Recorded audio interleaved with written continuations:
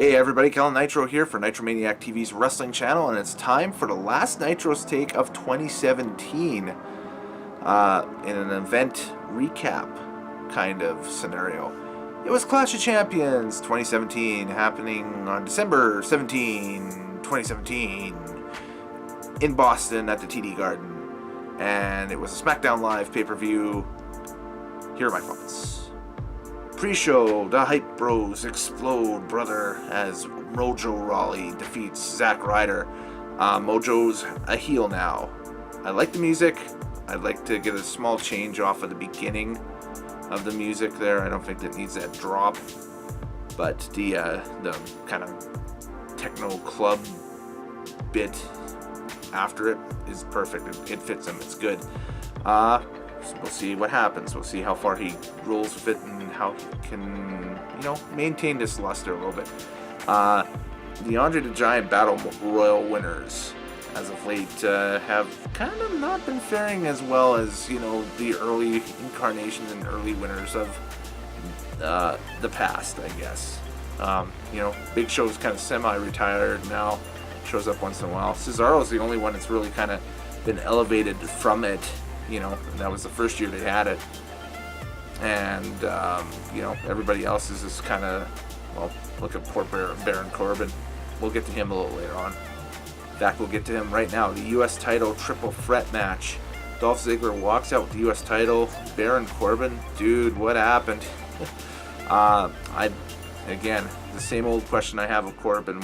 Why is he was getting pushed, and then all of a sudden everything just started to crumble and be taken away from him. I think this dude needs a change of scenery, and I think maybe a move to the Raw brand could open up a few more matches for him in the future. So hopefully that happens for him in 2018. I'd like to see it. Maybe put him on Raw, and we'll see what happens. Also, Bobby Roode, almost non-existent in that match. Did you notice that? Weird, but the crowd was hot. The crowd loved the first two matches. The first hour of the night, the crowd was boiling hot, which is great. Made for great watching on TV. Usos retained in the Fatal 4-Way. My God, how over were English and Rusev, though. I think they might be the next contenders for those tag titles going forward because, man, they were over with the Boston crowd. We'll maintain to see if that was just a Boston thing or if they remain over enough to possibly turn them face, but the Rusev Day thing is nothing but a benefit for kind of a misfit team. These are two guys that kind of lost their direction in 17 creative wise, so why not team them together and see what happens? And this is kind of a good deal if it continues on, because you got another tag team that's over with the crowd in there as well. Benjamin and Gable, Chad Gable throwing suplexes like they're out of style. The sick-mindedness of me wants to see him against Lesnar and see how many suplexes those guys could throw.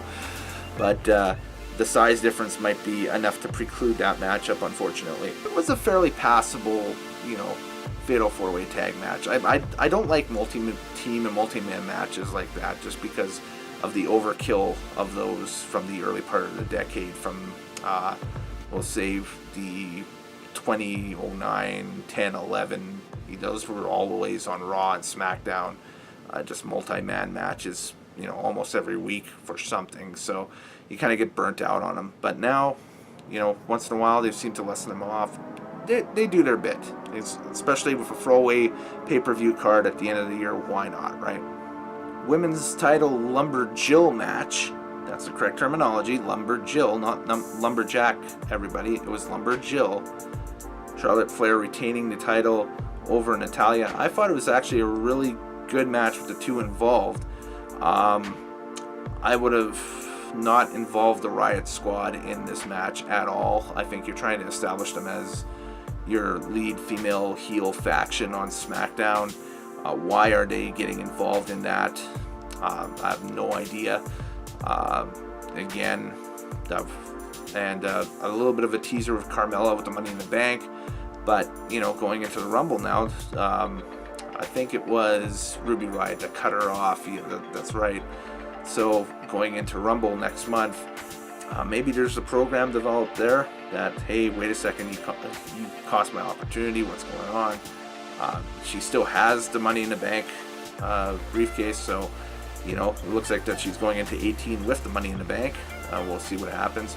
I'm still kind of betting on maybe a female cash-in at WrestleMania with that. I think it might just add a little bit of extra. I think they're saving that for a little bit of extra spice with that Mania card so far. So we'll see what happens. But Charlotte Flair still your SmackDown Live Women's Champion. Bludgeon Brothers defeat Breezango, and the Bludgeon Brothers are if the Hammer Brothers from Super Mario came to life. Man, could you imagine those guys against a team like War Machine from Ring of Honor? Oh, it would just be beards and violence. That's all it would be. Just unadulterated violence. But, you know, Bludgeon Brothers, hey, Rowan and Harper finally getting their non-Wyatt family type push, kind of doing their own deal. You know, best of luck to them. They're in the tag title scene, but I would think that a match against the Ascension is up next for them. I think they've started from the bottom. Now they're climbing each rung. Now they've defeated Breezango. Now they'll go ahead and go after Ascension next. And, you know, maybe an involvement in the Royal Rumble match. We'll see. That's coming up. So, you know, the fact that a lot of teams might, and a lot of individuals might not have creative going into, or a set creative plan going into the January pay-per-view, not a big deal, because chances are they're probably involved in the Rumble match, because you need 30 people for that, so you need filler. Kevin Owens and Sami Zayn win, keep their jobs on SmackDown Live, which was one of the worst kept secrets, I guess, coming out of this whole brand new mixed match challenge reveal. That Sami Zayn was going to be one of the participants in one of the teams. I think paired with Becky Lynch, I'm not sure which, but of course January 16th, that all comes to Facebook, I guess. Man, the storyline I found was very confusing. There was a lot of confusing moments with the storyline leading up to this pay-per-view that I found. The matches were executed well, but the backstories were very murky and very just kind of not well flushed out, or not as well flushed out as they are for the rest of the year. It's almost as if the writing staff's like, oh crap, there's a pay-per-view in December, okay, let's rush something and push it out there. That being said, I think with what they had, they made do with it. They did really well with it. The seed was planted tonight for potentially a WrestleMania matchup, we think, between Daniel Bryan and Shane McMahon. The dissension has started. If that's something that comes to fruition, if they allow Bryan to get back into the ring, and you know, if they think that the Shane McMahon Daniel Bryan match would be a good draw for WrestleMania in New Orleans. Now, you know, with the past history of Daniel Bryan in New Orleans, I can't see why they wouldn't think that, but we'll see what happens in the coming months and that stuff. You know, there is dissension amongst the ranks now between the commissioner and the GM of SmackDown, so they have that going for them. So, you know, through all of the weirdness and through all of the strange goings on in the weeks leading up to this pay-per-view, SmackDown Live actually got a little bit of momentum going into Royal Rumble for itself, so remains to be seen what happens. And in the main event, the match of the night, AJ Styles retains the WWE title against Jinder Mahal.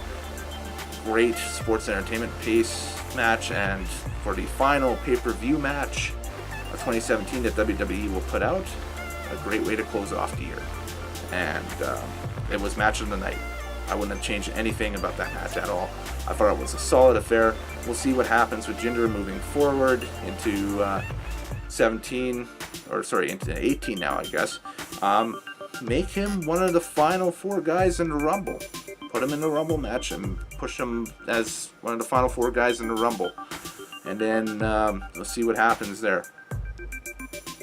you know. So it's Royal Rumble season, and we'll see who the #1 contender for WrestleMania will be in about just over a month or so. But hey, that's it for all of the pay-per-views, and that's it for all of the Nitro Take recaps for all of the shows for 2017. I want to thank everybody for watching, for commenting, and for liking and subscribing this series during the year of 2017. 2018 promises to lead us somewhere.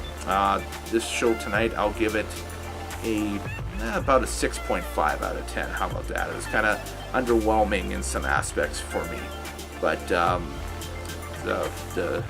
show, the Clash of Champions, the run length on it was 2:45:45, so 2 hours and 45 minutes. So it was a very tidy, very kind of shorter end show. And again, I had a coworker describe it to me as, oh, it's the throwaway pay-per-view before the Rumble. Yes, it was.